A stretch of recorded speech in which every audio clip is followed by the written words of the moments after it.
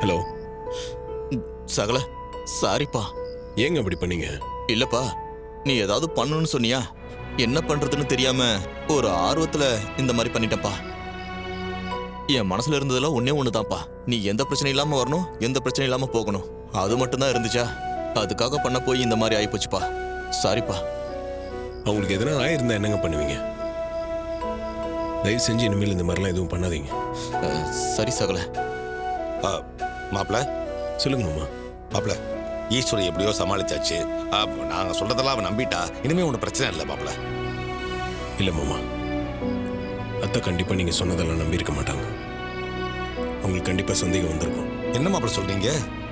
நம்ம சொல்றதை நம்பியிருக்க மாட்டாளா? ஆமாம் மாமா, அவங்க இல்லாத நேரத்தில் வந்துட்டு போனதால கண்டிப்பாக அவங்களுக்கு டவுட் வந்திருக்கும். வேற எதனா ஒரு வழியில் கண்டிப்பாக என்னை பற்றி தெரிஞ்சுக்க ட்ரை பண்ணுவாங்க. என்னப்பா பிரச்சனை முடிஞ்சதுன்னு பார்த்தா அது வேற ஏதோ ரூபத்துல வரும்னு சொல்றியே. அத்தைக்கு நீதானு தெரிஞ்சா அவங்க எந்த எக்ஸ்ட்ரீமுக்கும் போவாங்களேப்பா.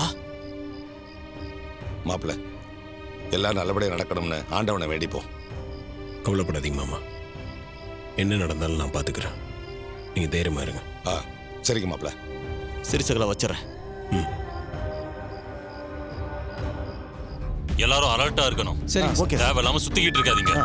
சரியா? Okay sir. Okay sir. சரிங்க சார். ஹலோ. ஹலோ சார், நான் கார்த்திக் பேசுகிறேன். சொல்லுங்க சார். சார், ரேவதியோட ஆக்சிடென்ட் விஷயமா எதனா தெரிஞ்சா சார்? சார், நாங்க அரெஸ்ட் பண்ணியிருந்தா உங்களுக்கு தகவல் சொல்லாமே இருந்திருப்போம். சில டெவலப்மெண்ட்ஸ் இருக்கு, அதை பத்தி வேணா சொல்றேன் சார். சொல்லுங்க சார்.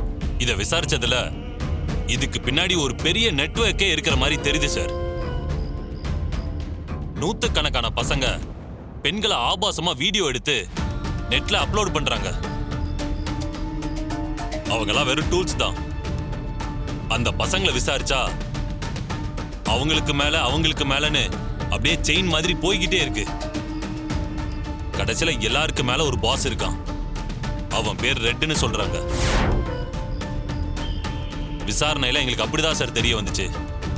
அவன் தான் நூத்துக்கணக்கான பசங்களை பிரெயின் வாஷ் பண்ணி பெண்களை ஆபாசமா வீடியோ எடுக்க வச்சு நெட்ல போட்டு அவங்க வாழ்க்கையை நாசம் பண்ணியிருக்கான்.